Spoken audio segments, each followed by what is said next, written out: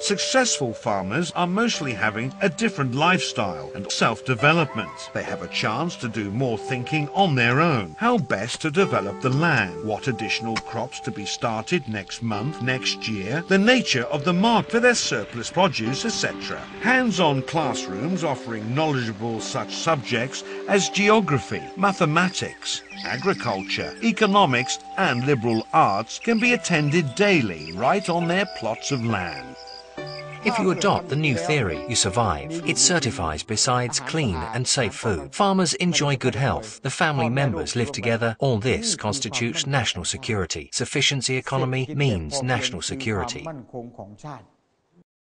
We learn from His Majesty's speech of the 4th of December 1994 that the Royal Initiated New Theory consists of 3 phases, each providing a gradually stronger immune system for those who put the theory into practice.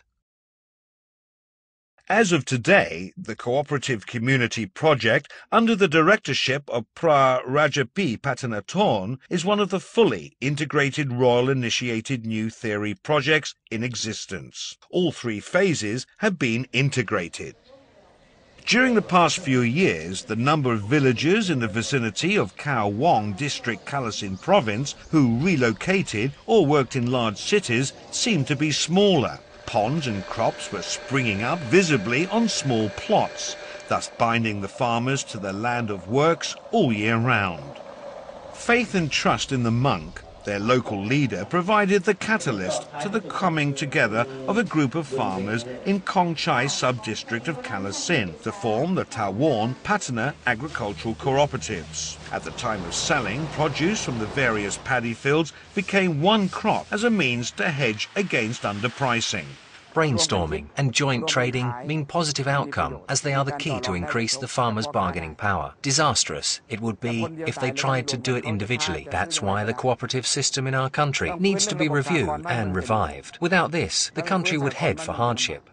In the past, we went our separate ways. Each selected a place to his liking, and away he went, like a street vendor. Of course, we were treated too unjustly then.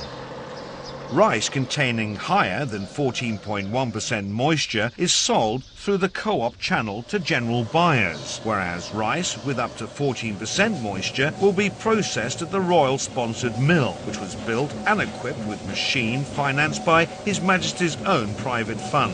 They might get a higher price somewhere else, but might also be cheated at the weighing machine. Even though the price offered here is a bit lower, one can be sure that our scale has never been tampered with. The royal-sponsored rice mill is presently equipped with a grain sorting machine controlled by the microprocessor to detect contaminants, as well as off-coloured grains. What remains is prime quality rice sought after by both domestic and foreign consumers. Larger-sized enterprises, like rice mill and passion fruit juice cannery, have to rely on government budget or financial support from the office of the RDPB. After the royal-sponsored rice mill, there are other rice mills and large-sized enterprises.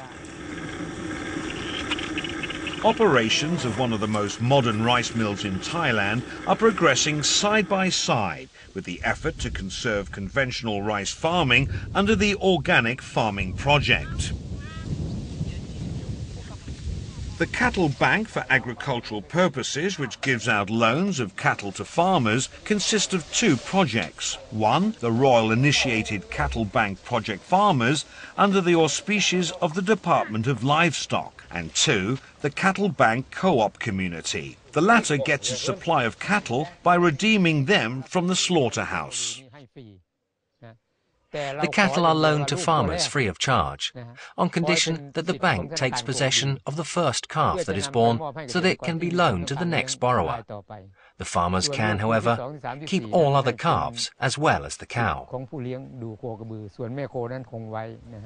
Needy farmers have water buffaloes as their source of manual labour, which partially help cut production costs. Moreover, the manure can be used as fertiliser, another way to cut costs. This here is Toto, the male breeder. People in the neighbourhood bring their cows for breeding here. We raise the cattle when they are alive, bury them when they die. That's what we do. The venerable monk says we are not to distribute or process, only bury. The prohibition against the killing of these breeder bulls and cows is in itself a religious precept. Reward him who has done you a favour. That is intrinsic in the development concept.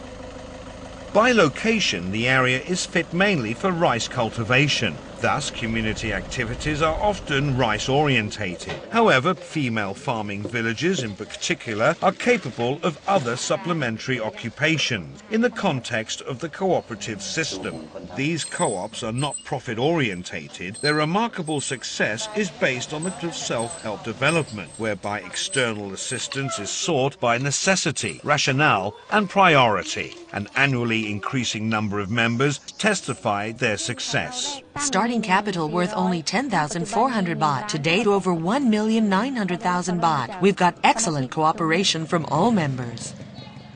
Simultaneous with economic development, foundation for a strong community on the path to sustained development has been laid through small communities within the cooperative community scheme. There are presently 13 co-op communities nationwide. The characteristics and distinctions vary according to the local conditions, as well as sociological environment.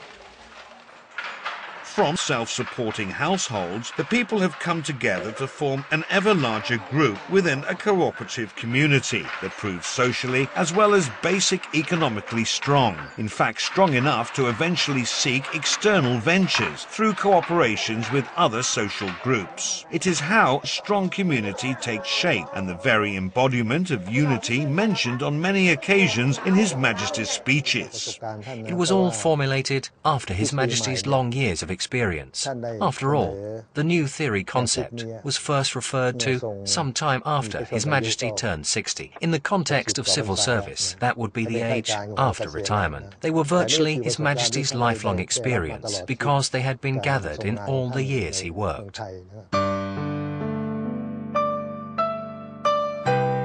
The interrelated three-phase new theory and the three-levelled water resources development are but one example of an impressive array of agricultural development methods His Majesty has initiated.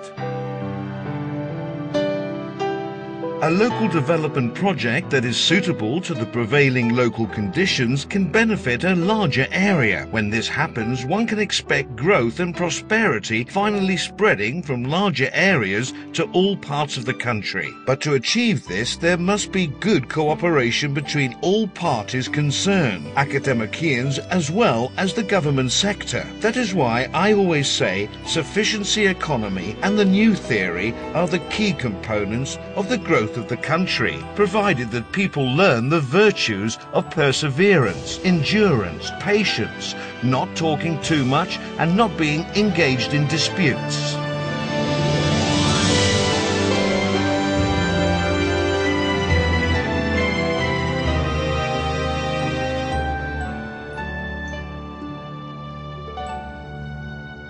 That was the new theory, which His Majesty the King initiated for his farming subjects, especially those impoverished ones. It is evident that the living standards of the farmers who came to adopt the new theory are not destined to remain the same forever. Whether the quality of life will be upgraded for them is contingent on a steady foundation which will enhance sustained progress.